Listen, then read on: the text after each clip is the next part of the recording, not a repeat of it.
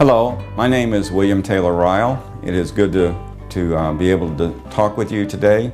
We are going to be creating a series of videos to help you understand the founding of our government, our nation, and our state, what has happened, the Constitution, both state and federal, and how things have gotten changed and what we can do to fix them. Now that can't be done quickly, and we'll have to repeat things. So I encourage you to continue to watch these videos or get the information, and we will give you some place where you can get the information if you like, over a long period of time. So as we continue, I would encourage you to listen and learn and question everything.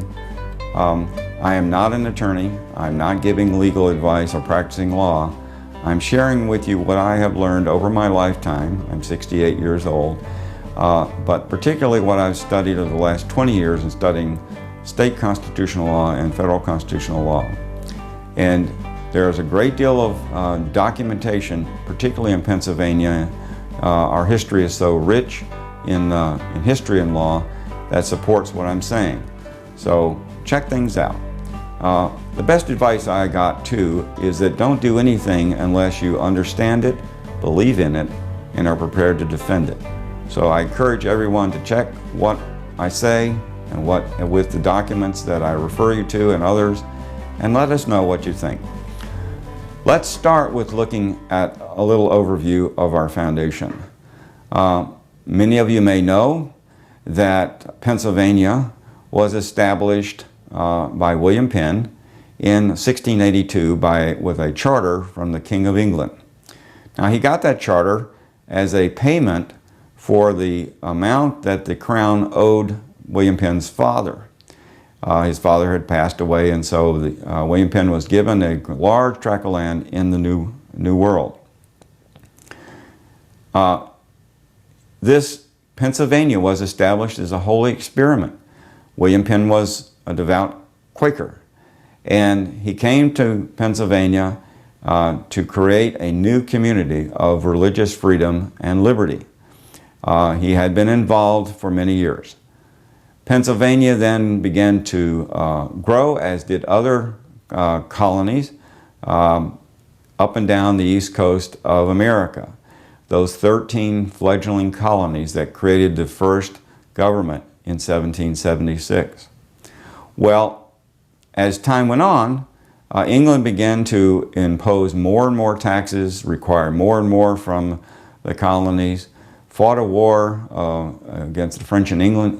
The French were trying to take over territory, and England defended the colonies in the French and Indian War.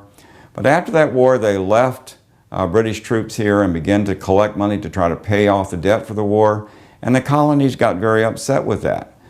And over a long period of time, over 30 years, they were petitioning England in a variety of ways to stop abusing the Englishman's rights here in the colonies. England turned a deaf ear, the king and the parliament, and began to impose more and more taxes. And finally, the colonists had had enough. And they got together in the summer of 1776 in Philadelphia and wrote the Declaration of Independence. Now, Thomas Jefferson is given credit for the Declaration of Independence, but in reality there were other members on the committee that formed the Declaration of Independence. While Jefferson drafted the first part, they worked on it, and then it went to the body as a whole and the convention, and there were more changes made. So it was really a collective effort of all the delegates that went to the Continental Convention in Philadelphia in the summer of 1776. It was signed on July 2nd. It was announced on the 4th, but yet signatures continued to be added up until August of that year. And so when the Declaration of Independence was announced on July 4th, we became independent people. The people in the colonies became independent of England. They no longer had any government. And that declaration was made very clear in the Declaration of Independence. And if you haven't read the Declaration of Independence, I'd encourage you to get a copy of that so that you will understand the framing document of our government. It in fact defines what kind of government we're to have. It starts out, and I'll try to summarize this quickly in the interest of time. It starts out by saying that when in the course of human events it becomes necessary to separate from a government, it's time to tell them what the problem is and declare your independence. And that's what they did in the rest of the document. It says, in the second paragraph, it says, we hold these truths to be self-evident, that all men are created equal, and that they are endowed by their Creator with certain inalienable rights, that among these are life, liberty, and the pursuit of happiness. That to secure these rights, governments are instituted among men, deriving their just powers from the consent of the governed. That whenever the form of government becomes destructive to these ends, it is the right of the people to alter or to abolish it and institute governments laying its foundation on such principles and organizing its powers in such form as to them seem most likely to affect their safety and happiness. That's pretty clear. They had decided that England was no longer meeting the unwritten constitutional responsibilities of England, and that we were going to be free and independent states. Now, it goes on to say that people tend to suffer suffering as long as it's sufferable before they right themselves.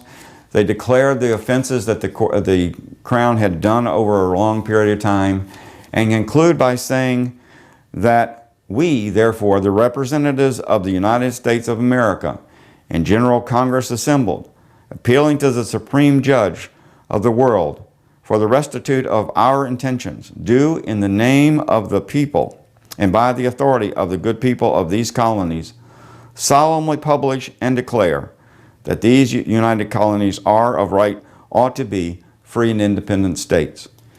The Declaration concludes with this sentence. It says, and for the support of this declaration, with a firm reliance on protection of divine providence, we mutually pledge to each other our lives, our fortunes, and our sacred honor. There's a call to us now, because if you think about what's going on in our country and in our state today, it's very similar to what was going on in 1775 and 1776. We need to wake up and understand the basis of our government. The Declaration of Independence set us free from England. And in our next session, we'll talk about how the colonies became states and what they did. But the framers in the Declaration of Independence went back to their independent communities and created constitutions, which created states, 13 states, fledgling small states, which were very weak. And we need to look at those constitutions that they wrote and what their intention was in creating these states, in order to understand what kind of government we're supposed to have. And those states created the central government called the United States of America, now found in Washington, D.C. So in order to understand that, it takes a while to follow our history. I would encourage all of you to study the Declaration of Independence and then go with us as we look at the different documents that help found our government and how we can fix the problems that we face today. We are, in fact, so fortunate here in Pennsylvania to have a rich history and law that helps us understand the truth and what needs to be done. I'm out of time for this session, so I encourage you to continue to follow what we're doing and get in contact with others and learn the truth. I thank you very much for tuning in. Take care and have a very good day.